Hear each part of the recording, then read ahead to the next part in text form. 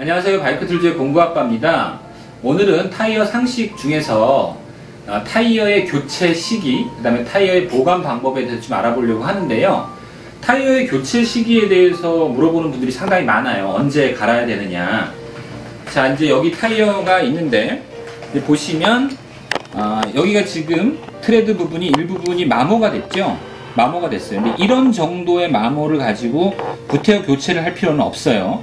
트레드가. 그러니까 어떤 경우에 교체를 해야 되냐면, 예를 들어서 자, 이 경우는 아예 지금 구멍이 뚫려 버렸죠. 구멍이 뚫린 경우에 무조건 교환을 해야 되고요. 그렇지 않은 경우라고 해도 이제 보시면 우리가 옆에서 이제 보시면 요 지금 그 하늘색 부분이 펑크 방지 벨트거든요. 요런 부분이 있는 타이어의 경우에는 아까처럼 이제 여기가 닳았는데, 이면이 닳았는데 이 안에 이 부분이 겉으로 보이는 경우, 또는 펑크 방지 벨트가 없는 경우에는 이 안쪽 면, 이 뼈대가 되는 면을 요걸 카카스라고 불러요. 타이어에서. 이 카카스가 드러나서 보일 정도가 되면 이건 교체를 하는 게 좋고요.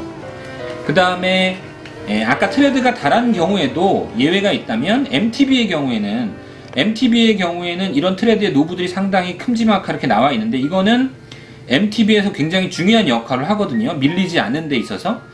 그렇기 때문에 MTB의 경우에는 아까처럼 펑크 방지 벨트나 카카스가 드러나지 않더라도 이 트레드들이 많이 닳으면 교체를 하는 것이 좋지요.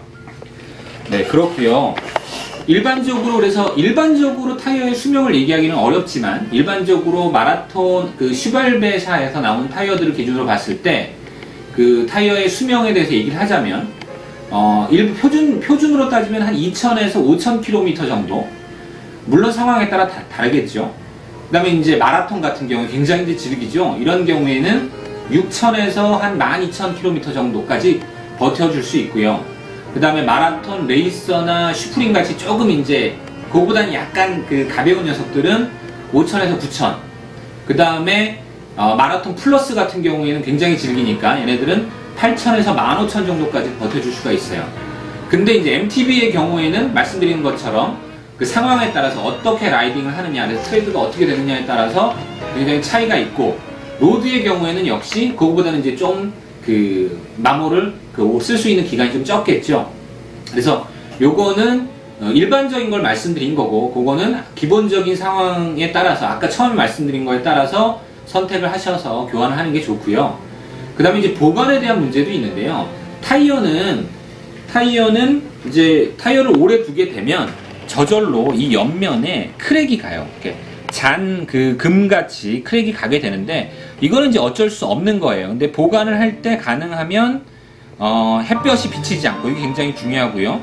서늘하고 건조한 곳에서 보관을 하면 이런 걸 좀 막을 수가 있고요. 특히 이제 중요한 게 그냥 일반적으로 바닥에 놓고 보관을 할 때는 공기압을 충분히 넣어서 이 옆면에 공기압이 없는 경우에 이 사이드홀이 변형이 생기기 때문에 큼지막하게 그 크랙이 생기거든요.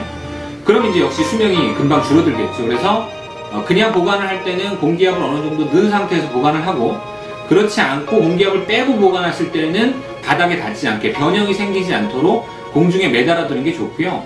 그 다음에 라이딩을 할 때도 공기압이 이제 중요한 게 뭐냐면, 공기압을 충분히 넣어줘야 옆면 변형뿐만 아니라 이 트레드 쪽에 바닥과 닿는 면에서도 마모가 덜 이루어지기 때문에 공기압을 충분히 넣는 게 타이어를 오래 사용하는 데 굉장히 중요합니다. 적절한 공기압을 넣어주면서 관리를 하는 것이 자기의 타이어를 오래 쓸 수 있는 방법이 될 겁니다. 그래서 오늘 말씀드린 내용을 잘 기억을 하셨다가 언제 자기 타이어를 교환해야 되는지, 타이어는 교체는 자기 그 자전거의 안전과도 굉장히 연관이 되는 것이므로 꼭 기억을 해 두시기 바랍니다. 감사합니다.